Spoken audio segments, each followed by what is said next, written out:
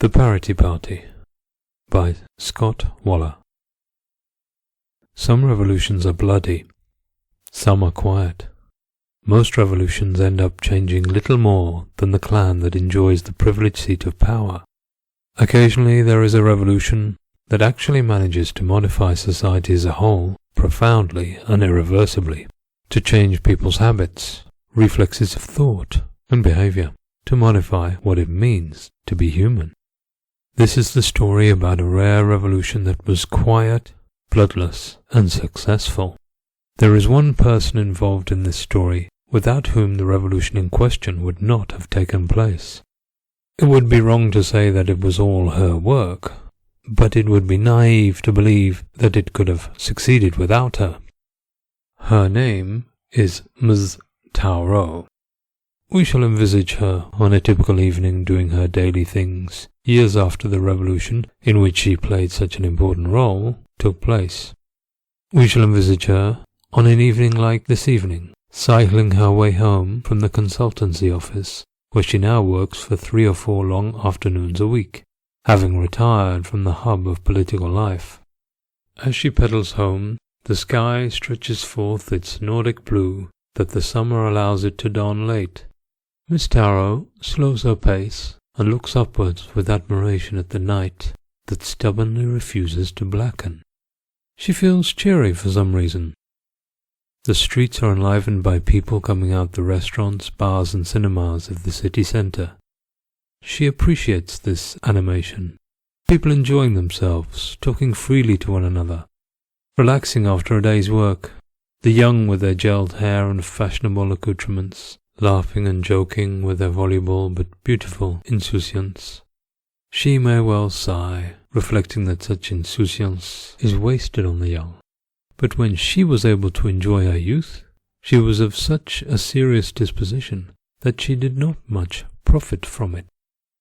Aside from the odd drunkard, straying from the acceptable paths of nocturnal festivity with inebriated yelling, or picking a clumsy fight, the city centre is the safest place to be out at night until you drive beyond the densely populated suburbs and into the little village territory where Ms. Tauro grew up in the country house that is still inhabited by her aging father. Miss Tauro considers herself lucky to live in the city centre, in which flats do not come cheap.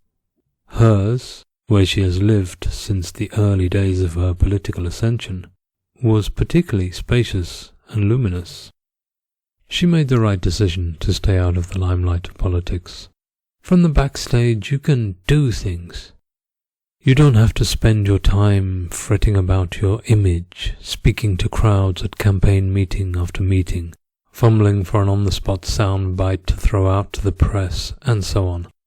She did not take the starring role because she was not cut out for it. Everybody has to accept their limitations. But she was the brains behind the project.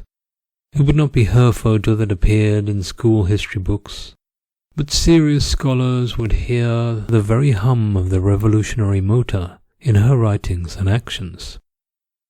Being able to walk through the streets virtually unnoticed by the general public is another advantage she has reaped from her renunciation of frontline politics. She need not worry about being heckled in public by idiots or attacked by a lunatic. It is true that even well-known politicians in this small nation are generally left alone when noticed. Nevertheless, they do have to put up with people saying, "Isn't that the Minister for?" or "Look, it's the ex-president," and so on. That's exactly the kind of thing that would get on Ms. Tauro's nerves. She has always liked being anonymous in a crowd, but that does not mean she lacked ambition. If vanity she had, it was not of the vulgar narcissistic variety. She hungered for deep respect rather than immense fame. Something told her that she was cut out for great things. What was that something? It was a voice from inside saying, "Go on. You can do it. You can realize what few have the privilege to accomplish," etc. It was not the kind of voice that haunts schizophrenics whose poor minds harbour aliens of their own making. Her voice derived from an inner force wedded to a diligent intelligence. Her precocious intelligence made her shine in the eyes of teachers from a tender age, and left her out of the games of the other children, games that she felt to be childish and uninteresting most of the time, while sometimes, in spite of herself, she would grieve over her exclusion from them, as though grieving over the stillbirth of her childhood. When she arrives at the door of her building, she types in the 4-digit code to open the stately wooden door of the restrained neoclassical facade. She walks along the marble floor towards the lift which takes her to her flat, noting the day's warmth trapped inside the hall. She opens her flat door and half flings her case and scarf onto the table by the entrance.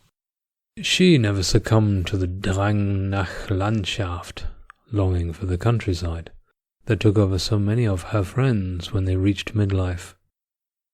Still, it is true that some of those village-dwelling friends said, trying to goad her into admitting her practice contradicted her libertarian principles, that safety in the countryside does not depend on the vigilant gaze of a myriad of CCT cameras. Ms. Tauro could not let that pass. She would counter-argue that village life amounted to residential segregation based on earning, and that it was far less courageous to run away from urban problems than to live among them. Mayors of most cities, with even a meager hope of attracting tourism, invariably apply the available standard techniques to chase away the association of urban violence from their historic centers, which, when poorly planned, end up resembling a mixture of an open-air museum and a shopping mall. Video surveillance is part of that package. Ms. Tauro's town is no exception. Well, what of it? She thinks defiantly to herself. So what if we are under Big Brother's gaze in the city centre? That's the price to be paid if citizens are to have that sense of safety that enables them to feel that the streets are theirs. Ms. Tauro often frequents the local restaurants of our home city, sometimes for business, sometimes for pleasure, but either way, she must have got too used to the food on offer, or her palate's capacity for discrimination and appreciation has been waning of late. She likes to go shopping to relax. It isn't something she does often, but she feels that it's important at times to let herself go without counting the cost. She's not so spontaneous when it comes to her abode. She rarely buys furniture, ornaments, or pictures on a whim, believing not so much that a domestic interior speaks volumes about its owner, the commercial spiel of interior decorators, as that it affects one's morale when one wakes up and goes about one's morning business. It affects one's mood in solitary moments like these, when she switches on her lights and is welcomed by place alone. A recently acquired sculpture by a contemporary Moldavian artist entitled "Tongueless Barbie Singing in a Tree" creeps into the corner of her vision. She winces at the recollection of how much it cost her, but she told herself in the gallery when she bought it that getting the right object for the flat was indispensable. And yet, of late, almost every time she looks at the sculpture, she has her doubts. Does she like it?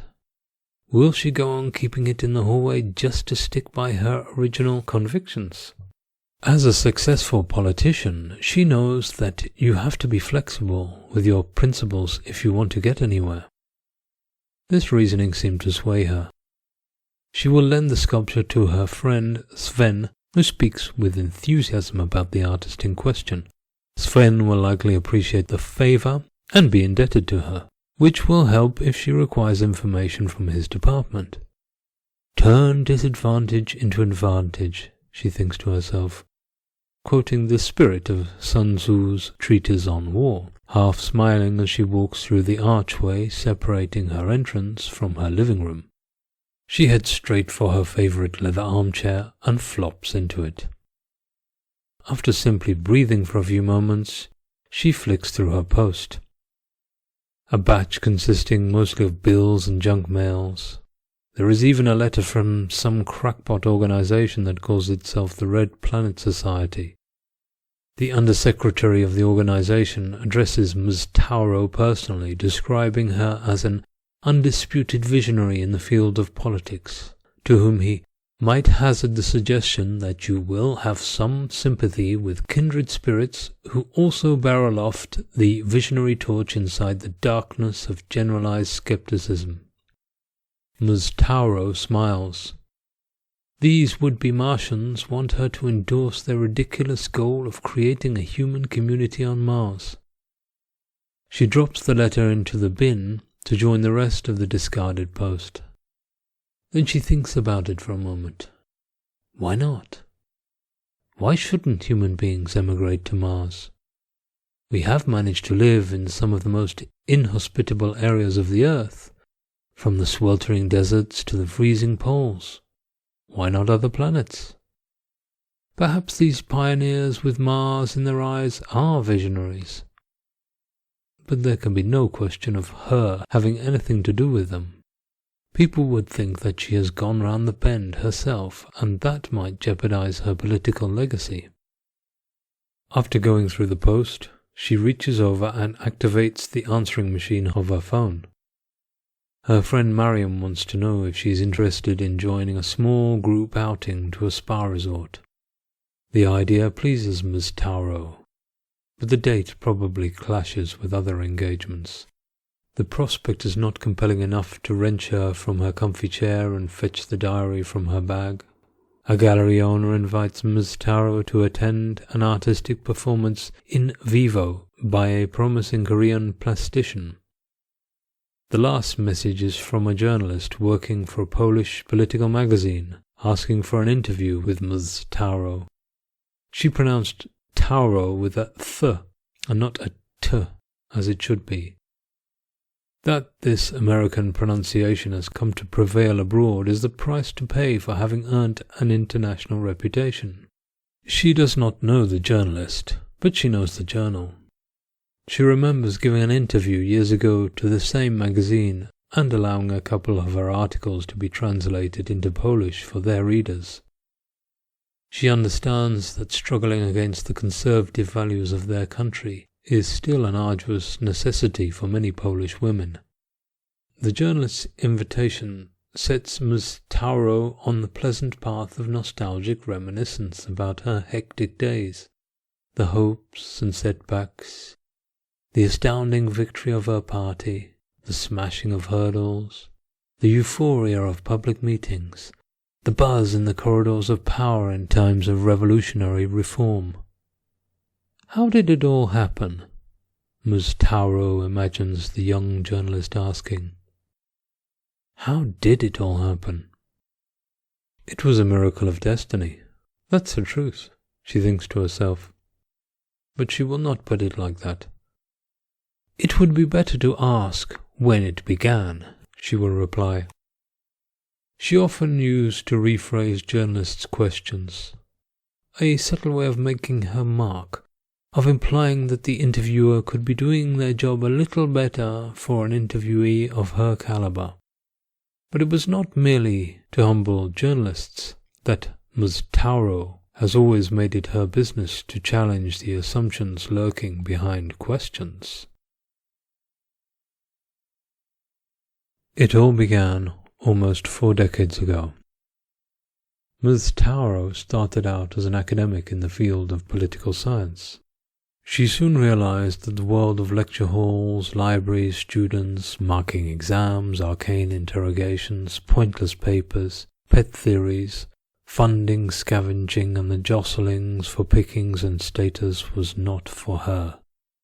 She moved to the hands-on world of political consultancy. While working for a prestigious think tank, she became involved in public life, becoming advisor to the mayor of a large city. She eventually became deputy mayor herself. Meanwhile, in the world of political journalism and commentary, she was making a name for herself. It all started in a political review which, despite its right-of-centre slant, had an enthusiastic, broad-minded editor who was not scared of embracing fresh ideas and approaches of diverse political colouring.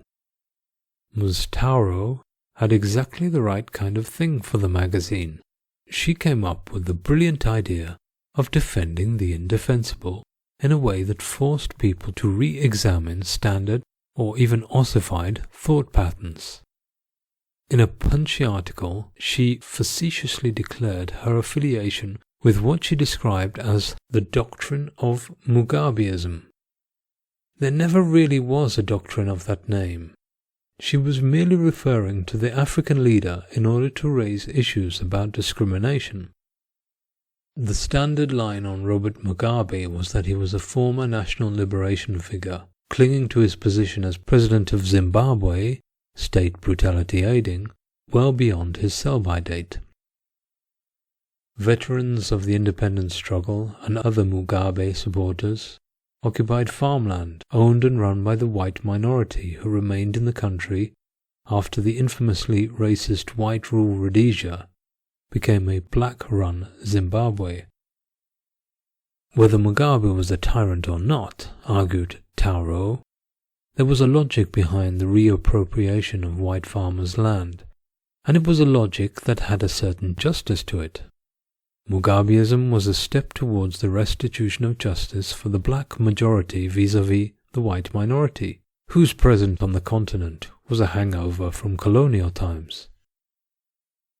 It was one of the many direct action movements carried out by the poor and excluded in order to reclaim what was their own ancestral right. She concluded her article by affirming that what she called radical positive discrimination was justified in principle. Radical positive discrimination became a fresh brand of thought associated with Taro's name.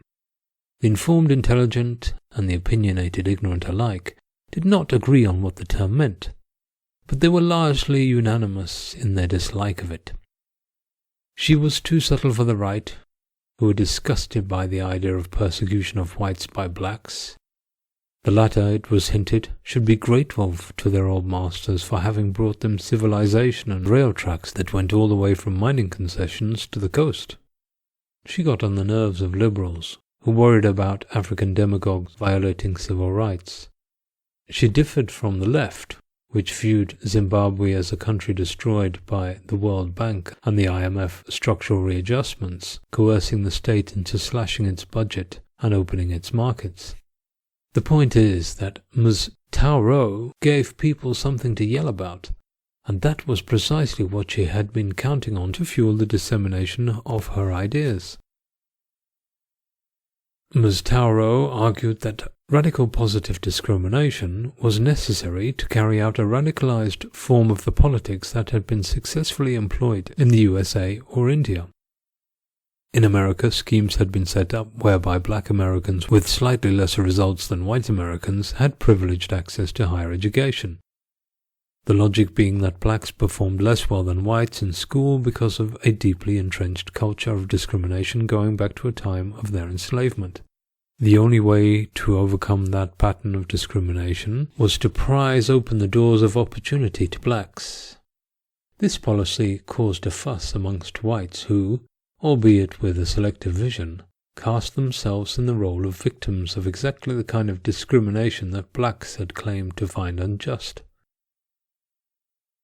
Although the policy made little difference to the many of those who became outraged by it, since few of them were really deprived of opportunities that would otherwise have fallen onto their laps, that didn't stop them from taking very personally the breach of the Mandarin principle of equal scoring standards for everyone taking the same exam.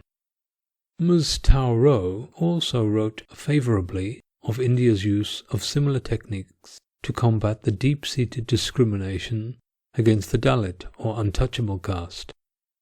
The genius of Tauro was to transform the principle of radical positive discrimination to the situation of women.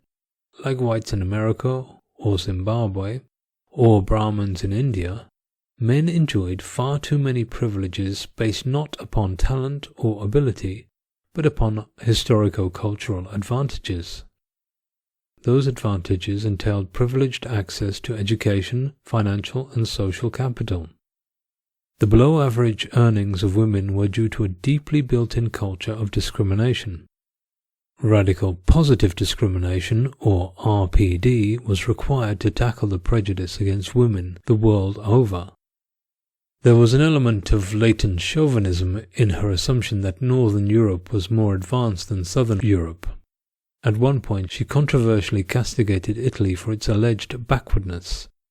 "Italy," she once quipped, "is the only place where those who wear the frocks have all the power, but they also happen to be men."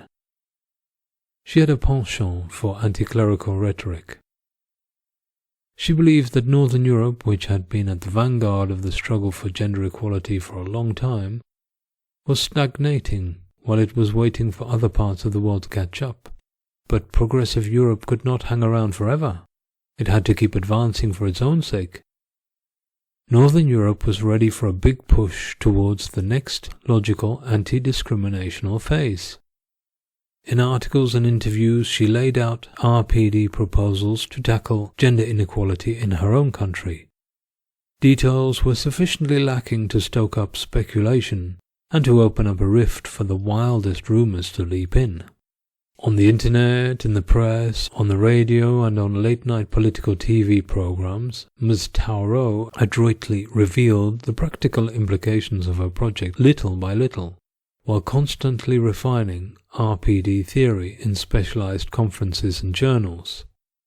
Meanwhile, she was hatching plans at the level of national politics, carrying out behind-the-scenes negotiations with a small but significant political party.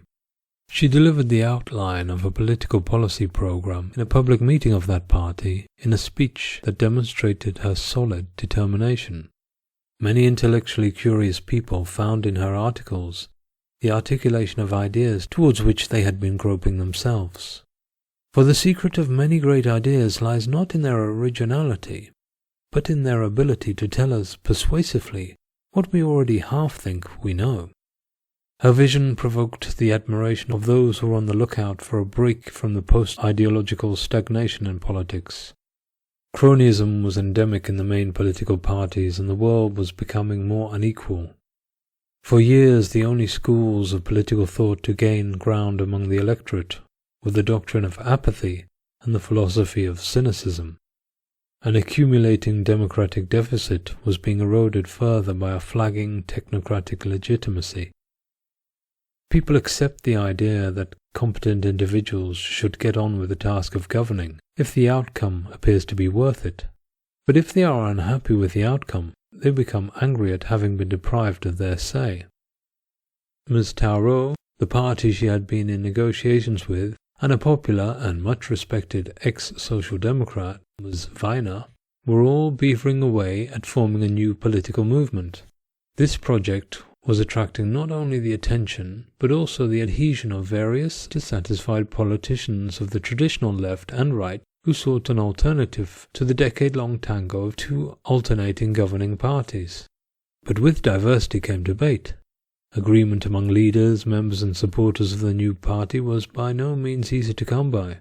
One of the major causes of dissension concerned its name. Ms. Tauro argued passionately that it should be called the Parity Party. Many others, while sharing Ms. Tauro's concern about parity reform, were insistent that the party should not limit their agenda to that issue. For quite some time Ms. Tauro would not be moved. Her relationship with other senior members of the prospective party became tense. Although she did not know it at the time, her obstinacy almost caused her exclusion from the fledgling project. Luckily for her, Providence, through the agency of Morpheus, intervened. She was in her apartment one evening and had dozed off in her leather armchair. She dreamed that she was walking the streets at night with some old university friends.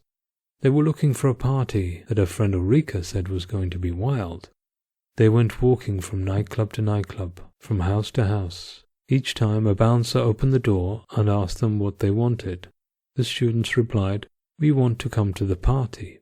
The bouncer said, "I'm sorry, there is no party here." This despite the fact that music, shouting and laughter could be heard blaring out the open door. Ms. Tarot woke up from her dream with her recently finished mug of hot chocolate still in her hand.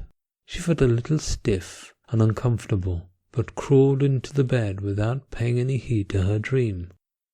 In the morning, while catching sight of the unwashed cup of hot chocolate, her dream came back to her in an instant. With almost preternatural clarity, she understood precisely what the dream meant. She showered and dressed quickly, so fired with enthusiasm that she forgot to have breakfast. Her dream had told her that she had been wrong about the party name. She needed to tell her collaborators that she would no longer insist that they be called the Parity Party. The dream was saying that if you announce your true intentions to the people, they won't let you into office. That day, it was unanimously decided that the new party would be called the DJP, the Democratic Justice Party. There would be no Parity Party, not in the political sense of the word party, but once the DJP had obtained power, there would be a revelry of parity policy. The birth of the DJP gave her an immense flow of energy. She dominated the meetings of the top dogs of the new party, no mean feat, as she had many strong personalities to contend come cooperate with. Although robust egos were not lacking, they were largely invested in the common cause and able to sustain a team spirit, both in the years leading up to the DJP's time in office and while they were in office. During strategy meetings, Ms. Tarot argued that the party had culled the maximum number of idealistic voters, so now they would have to go out and convince other voters that the DJP could marry its ideals with a hard-headed ability to govern. She also had plans to attract the embittered sections of society that felt left out of recent economic and social change. "We have to mobilize resentment," she thundered, thumping the table at the party headquarters.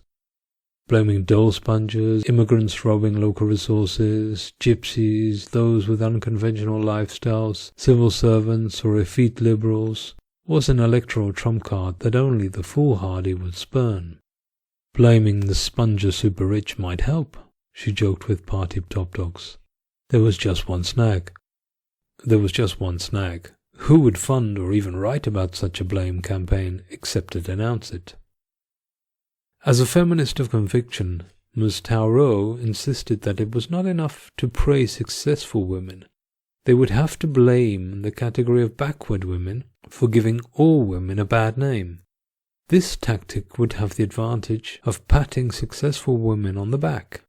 Since successful women were broadly defined so as to include all potential women voters who esteemed that they worked hard or didn't have an easy ride, most women were given the opportunity to feel good about themselves. Lazy, benefit-sponging women, by contrast, were getting too much help from the taxpayer's pocket. They were an insult to those women who got ahead through their own efforts. Naturally, men resentful about the collapse of the patriarchal world around them would enjoy this cathartic spectacle for their own reasons. The motif also chimed with the electorate sensitive to the morale-boosting, get tougher on deviance discourse. The DJP were providing a new feminist slant to an old theme. The DJP also promised to get exceptionally tough with sex offenders. These criminals were seen by the DJP as hideous incarnations of gender inequality, since it was usually a case of men wreaking violence on women or girls. Regarding the penal system, what also accorded with these principles in a fresh way was a no-nonsense attitude to female offenders of various sorts. There was no longer any reason to cave into the habit of encouraging a Pavlovian indulgence towards women wrongdoers. Such clemency was a hangover from the patriarchal days when women were private commodities, guarded and secured by their male owners. Women were perfectly capable of living their lives without any such fair-weather protection, which could easily mutate into an assumed right by their male protector to bully and harass. Those women still seeking to take advantage of being perceived as weak were to be chastised as being a dead weight on womankind as a whole. Because Miss Tarot's intelligent provocation provided a fresh public interest in politics, she was for a time a darling of the media. But no sooner had the spotlight begun to shine her way than she handed over the limelight to those in her party with greater charisma and televisual allure. Self-effacing gestures like this reinforced the JDP's reputation as an organization imbued with the duty to serve the people humbly, as opposed to an establishment party that haughtily ruled over the ignorant plebs.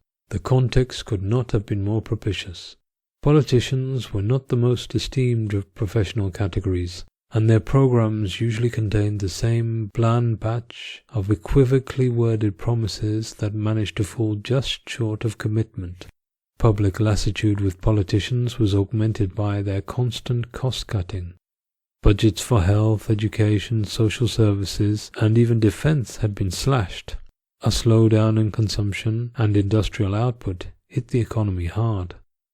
The expansion of mech jobs disguised widespread unemployment, but nobody was fooled. Opinion polls were by now consistently showing evidence of a spectacular rise in support for the fresh face of politics, the DJP. Then came the big democratic moment to test just how effective the opinion-enticing machine that the ascendant party had been refining was. Results placed the DJP in third place, but there was no outright majority. The right-wing party that had previously had a majority in the assembly got the most votes, but they were having serious trouble negotiating with potential partners in order to form a government. There was no question of forming an alliance with the left-of-centre party, the second biggest party to come out of the urns. These two traditional parties had been enemies for generations, and acrimony between them had only increased in the months preceding the elections. But the two largest traditional parties were in agreement about one thing. They hated the DJP. Towards the end of the election, the two traditionals were using almost identical rhetoric in their vilification of the DJP. These political upstarts were adventurers, a fringe group, extremists, a menace to democracy, crypto-totalitarians, and so on.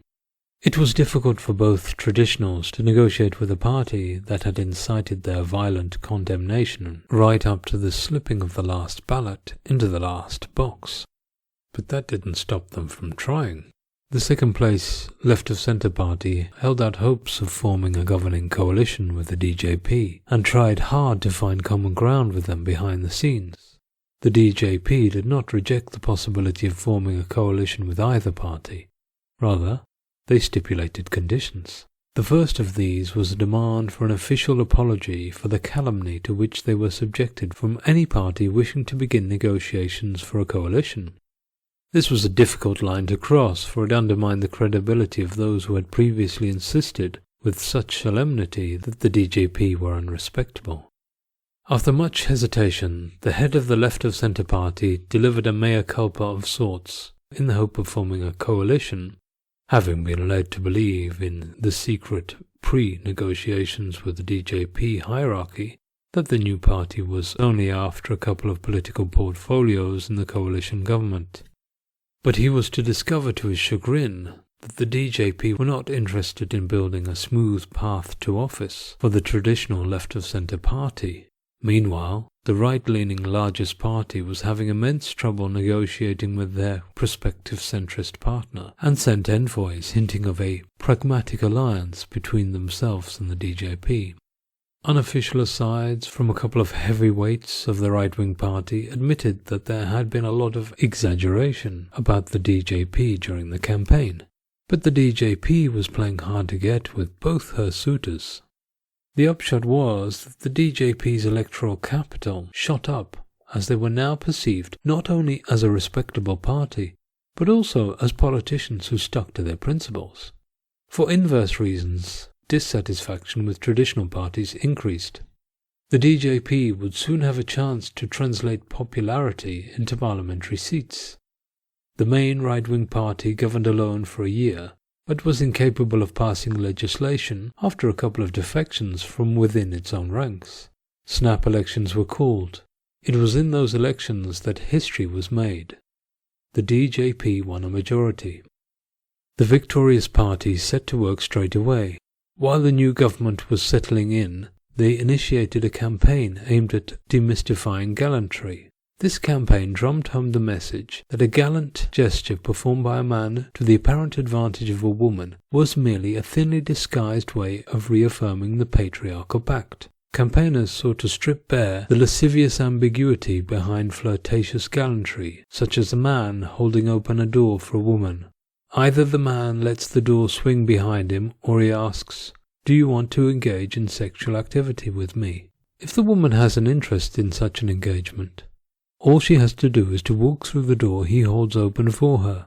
If she has no such interest, she should wait for the man to let go of the door, or stop, hold the door, and signal to him to go off, preferably with an expression of icy indifference. If she is in a hurry, she can say, "No thank you," with the same firmness as if she were receiving an unwelcome sexual proposition, and walk through. If she asks him to go ahead, but he persists in holding the door open for her, the connotations would be so obvious that the man would have to be charged with sexual harassment in the same way as any man who persistently asks a woman not interested in him to have sex with him. Shock slogans like, "Gallantry is lechery in disguise," "Let him open the door for you and he'll want you to open your legs for him," appeared on billboards and posters. Adverts were released in cinemas and on TV screens warning of the dangers of gallantry. It was not simply that men should desist from courtesy to women because they were women, but, equally importantly, women should not expect or encourage men to indulge in gender-specific politeness. Consciously abetting gallantry damaged women's right to complain about male-biased gender inequality in the workplace or in the distribution of domestic chores. One advert slated the custom of men allowing women to go before them in queues. Other adverts counseled against men ceding their own interest to that of women because they are women, in any way that was not explicitly contractual and based on considered and mutual self-interest. The DJP hierarchy debated about whether it would be necessary to impose fines for gallantry, besides those imposed for the crime of prolonged door-holding, which, strictly speaking, was no longer gallantry but harassment. After one piloted scheme proved difficult to implement, most DJP top dogs concluded that fines were often counterproductive. Nevertheless, the conscious raising strategy was pursued with a consistency and vigor that slowly bore fruit. A substantial shift in mentality had been set in motion. Gradually, the new way of thinking percolated into everyday action. To begin with, people jogged around, but then the first few cases of door-holding harassment went through the courts. That took some of the humor out of things. Nonetheless, practical problems did emerge. For example, in a busy space with people coming in and going out of a given doorway, precisely how long does it take for a man's holding a door open for a woman to constitute the kind of polite gesture he would be unlikely to perform for a man? People developed what was known as the 3-step rule. That is, if the lady was more than 3 steps behind a man should not hold the door open for the woman. It was not clear how this manner of fixing the custom came about, but it was common to hear the phrase, 4 steps is a crime, to which was added the urinal joke, and 4 shakes is a sin. Few of all these subtleties were picked up by foreigners. The courts tended towards indulgence with visitors, but were harsh on long-term foreign residents. If it was clear that a tourist was innocently following the dictates of his retrograde foreign habits, the locals took it with good grace. As might be expected, the ambivalence of certain everyday gestures was not entirely stamped out by the DJP's radical anti-gallantry policy, but it did have the encouraging effect of making people hyper-self-conscious about these issues. While the campaign against gallantry was in its initial stages, Ms. Tauro had a newly created folio. She was Minister of Parity Reform. Her position enabled her to mastermind the project of social reform without having the distraction of being in a more conspicuous cabinet post. Her ministry took swift and decisive measures to redress gender inequality. The government struck at the top first. Political parties were the first to become obliged to have a gender imbalance of no greater than 40 to 60%. This was relatively easy to implement, as the actual figures of most parties were generally not too far off target. A much tougher fish to fry was the male-dominated world of company executives. Boards of directors in company headquarters located in the country were allowed no greater a gender imbalance than 35 to 75% on pain of severe financial penalty. They had 18 months to adjust before the new measure was to take force. After some noise about potential economic catastrophe ensuing from public interference in private business, more or less all the companies did comply. Only one company quit town, and a handful of others were quietly allowed extensions. Middle management were imposed the target of 40 to 60% to be reached in 3 years. The target was attained almost in its entirety, although some traditionally minded sectors pleaded for more time to find recruits among whatever gender was lacking. They were accorded a year and appreciated the government's flexibility. The DJP considered their measures to be so successful that fiscal advantages were offered to organizations that achieved a ratio of 55 to 45%. Specific measures were increasingly taken to achieve professional parity in traditionally minded domains where there was a perception blockage, as the jargon went. Unemployed men who went into the people care profession were given a golden hello and a wage bonus. It was a good time to begin a career as a male nurse, childminder, or primary school teacher. The sex industry was a difficult nut to crack. So long as consenting adults were involved, the sex trade was totally legal, and registered sex workers paid tax like everybody else. But the sector employed an overwhelming majority of females. Firms which employed sex workers were urged to counterbalance their female bias by having male administrative staff, or even male cleaners on the payroll. But that did not solve the problem of the vast majority of independent sex workers. It was decided that for statistical purposes, transsexual sex workers could be classified as male, even if they had become female under the eyes of the law. This looked a little better on government parity figures, but it outraged transsexual organizations. Even so, the governing DJP had to admit ruefully that the sex industry was an area of policy failure. Radical positive discrimination truly earned its epithet radical in policies that worked against some women.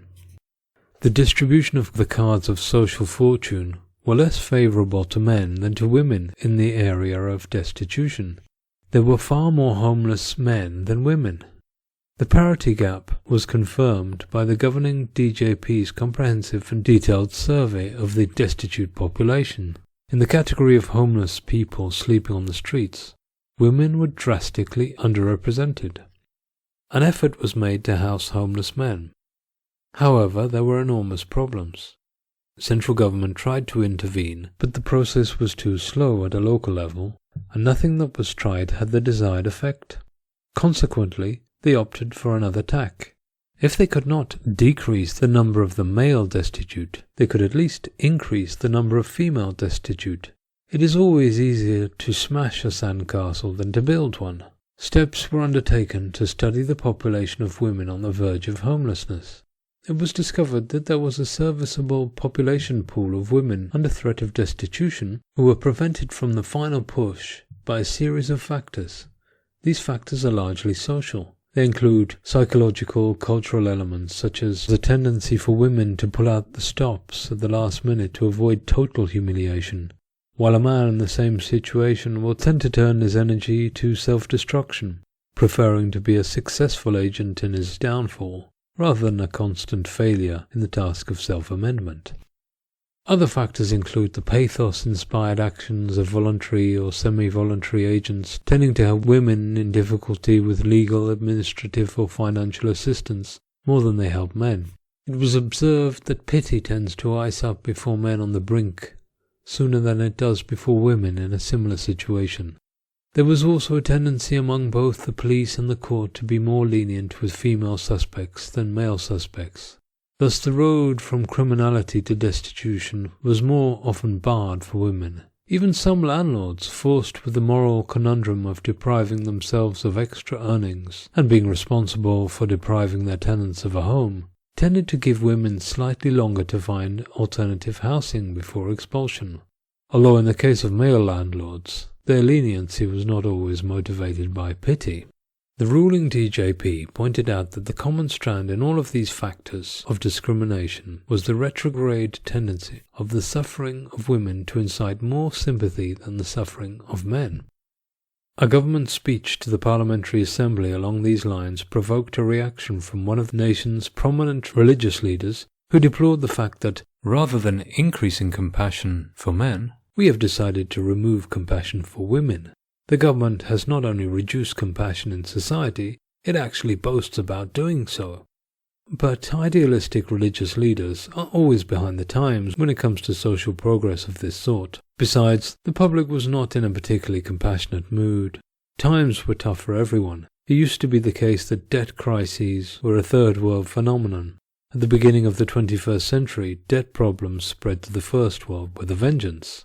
In this belt-tightening context, the government received the tacit approval of the masses in their project to rebalance what it called the inherent structure of the empathetic bias. Voluntary associations were to be forced to drop gender bias. Groups that called themselves Help for Women in Distress or Women's Rescue and the like were to be reconstituted on non-discriminatory lines. Rigorous controls were applied to make sure that government-funded help agencies allotted their assistance fairly. It was not long before the measures were having an impact.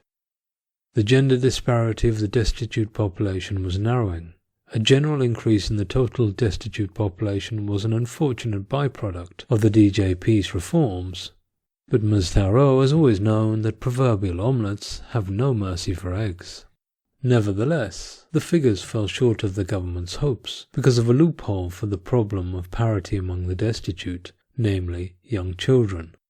The obvious problem with the politics of radical parity was that nature had not made men and women equal in that area of reproduction.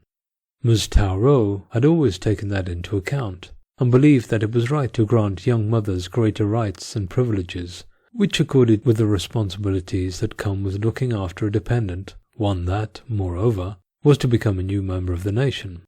However, a few DJP bigwigs were convinced that some women were deliberately becoming pregnant again and again in order to receive generous single-parent benefits and assistance of one sort or another.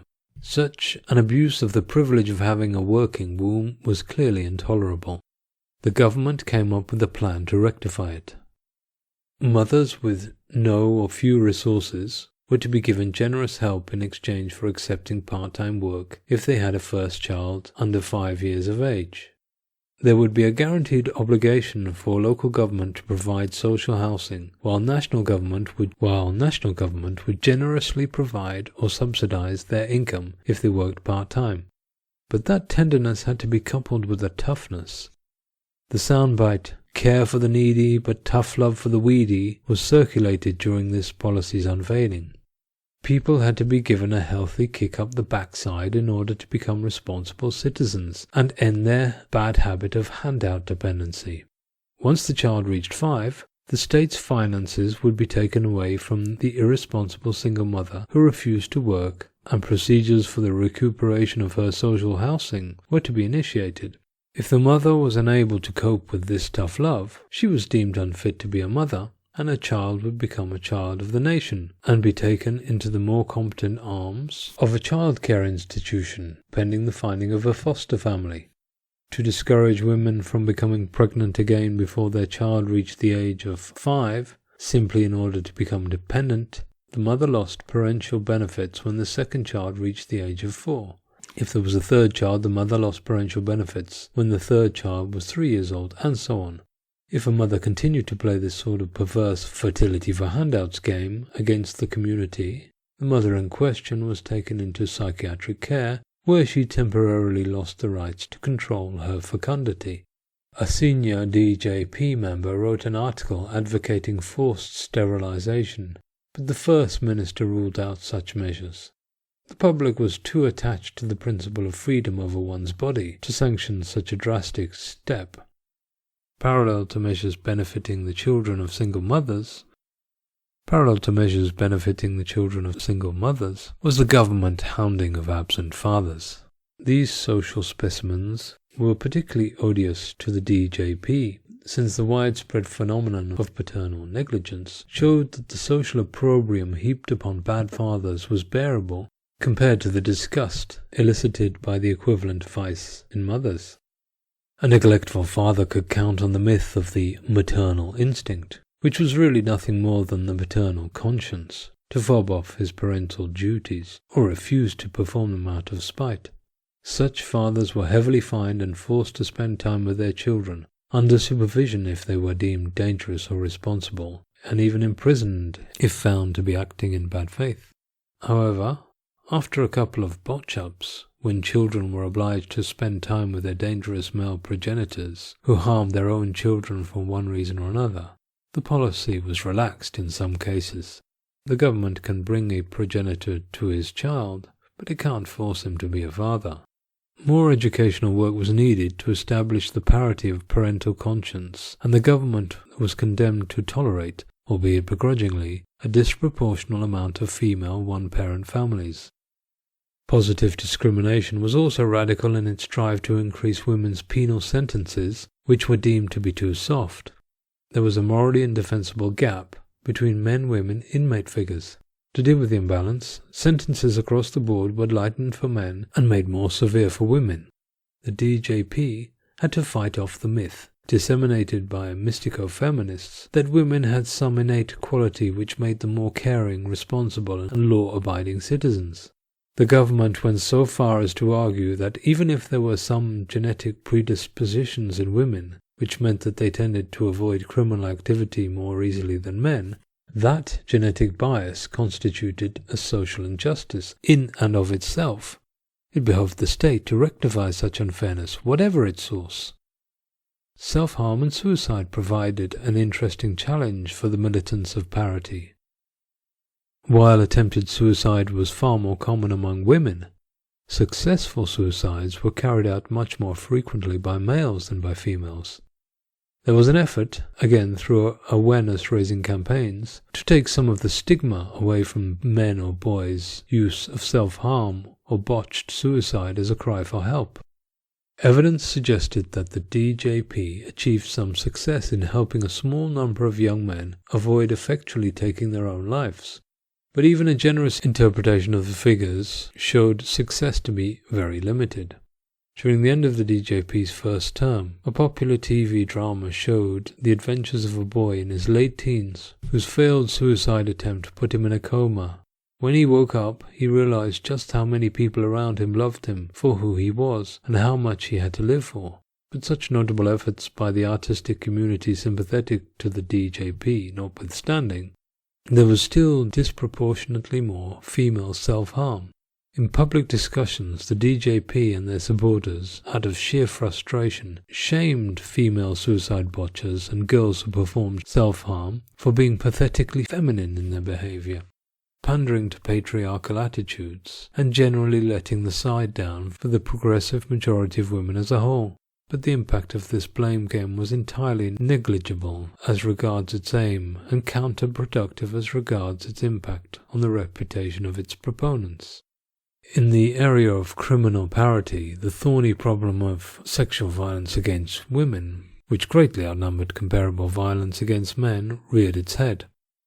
Once all that could possibly be done to deter such violence and to prosecute its perpetrators was done, the government had to face the sorry reality that far more women were subject to sexual and domestic violence than men. To balance the numbers, drastic positive discriminatory measures were required. A secret service was set up that organized a special violence equilibrating force. This agency would regularly pick out men randomly generated by a computer, break into their homes, and beat them up. In addition, male sexual assault squads were formed under the acronym GVIBES, Gender Violence Balance Enforcement Squadrons, to function on similar lines. The GVIBES hung about dark places in the city at night, hid within crowds during rowdy festivals or open-air events. Their task was to pick unsuspecting and insufficiently cautious young men, preferably wearing ostentatious garb, drag them out of view, and sexually assault them. Not entirely unpredictably, such measures sparked a scandal in the international press. But Ms. Tauro always knew that the mentality of outsiders would lag behind that of her own nation. At home, the policy application was broadly understood. Even many of the men who had undergone such horrible attacks declared in interviews that, while their experience had been atrocious, they realized that the government had a duty to balance the figures. Hopefully, they often reflected, in a generation or so, things would take care of themselves. Such attacks would become a spontaneous part of everyday life, and the government could refrain from direct intervention. These exceptional measures were generally viewed by the nation as the ugly but temporary scaffold erected in order to create a beautiful edifice. This attitude was partly cultural, in Miss Tauro's phlegmatic Nordic country, where conversation at the dinner table, like a pungent odour, spoils a good meal. Stoic acceptance of the policies that were questionable in their means, but fair in their ends, was a badge of honour. People broadly accepted that participating in this scaffold unfairness, as it was dubbed, but which admittedly translates poorly into English, was a necessary sacrifice in order to make the whole of society more just. If public scandal in Ms. Tauro's land there was, it was the scandal issuing from reports about the leniency of the G-vibes. The excitement of novelty having worn off, these squaddies were purportedly becoming blasé in their task, ending their job after one perfunctory anal penetration with a truncheon, apologizing to their victims and cleaning up behind them once their intervention was complete. It was apparently difficult to recruit people who could be conscientious and sadistic at the same time, so as to both implement the state-sponsored experience of sexual violence, meticulously conforming to government stipulations, and to enthuse over causing another person pain. The DJP also had to face the problem of femicide, or the killing of women because they are women, which occurred more frequently than the killing of men because they are men.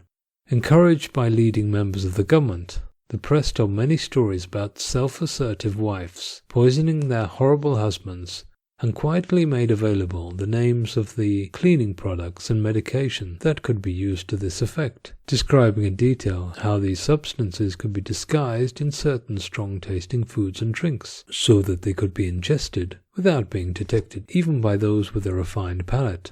This successfully contributed to the desired result of bumping up the domestic androcide figure, making it respectable when compared to the quantity of domestic femicides. The numbers did not quite meet societal expectations, but the government countered this disappointment by arguing that if one combined the domestic androcides with the figure of men killing men because they are men in other contexts, the overall result was laudable.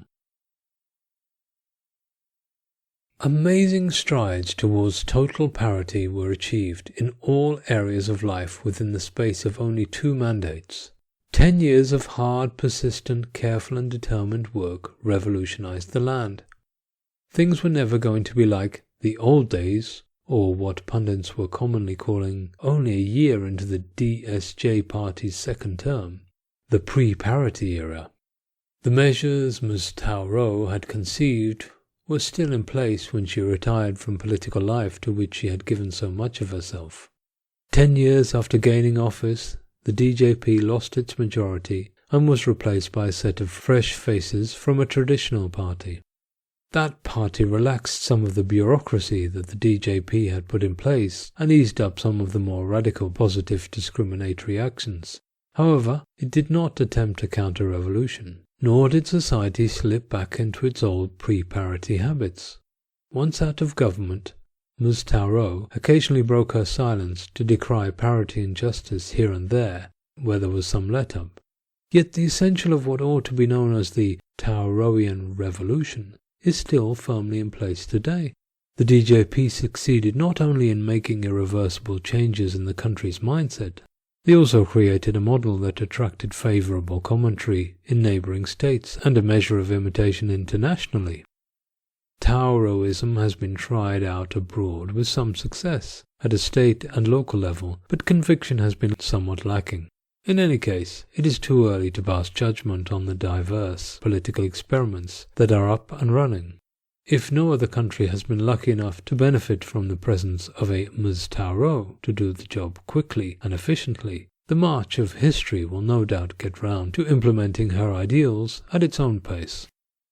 Ms. Tarot is still a member of the DJP, which has a core of loyal grassroots followers who consistently send deputies to the Assembly. She often goes abroad to participate in conferences, and recently went on a lecturing tour in North America.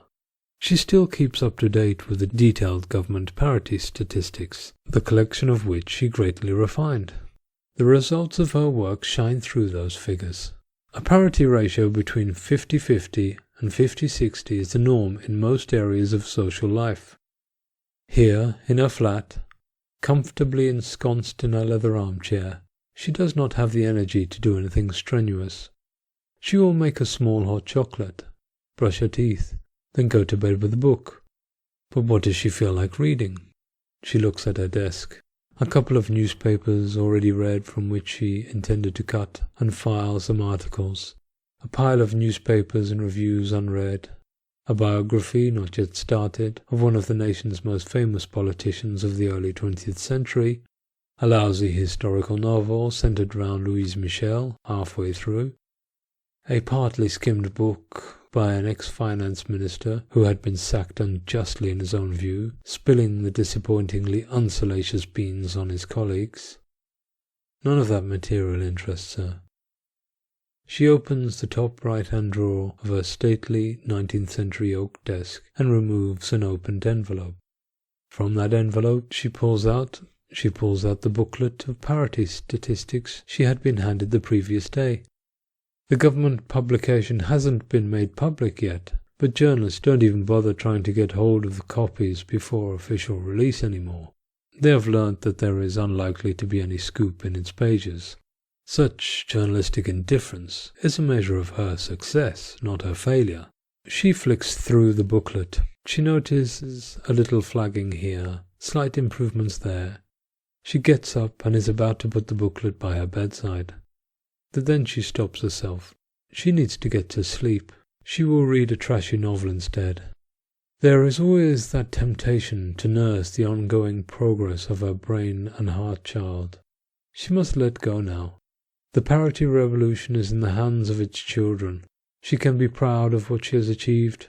She will tell the Polish journalist who left the message that the DJP has gone as far as humanly possible to reach the goal of total parity, given the limitations of government, culture, and human nature, a concept whose very existence she once virulently denied, but is warming to with the passing of years. Other countries should know more about the achievements of her little nation. She will write her own memoirs to tell her side of history, or should she call it her story, as feminists used to pun.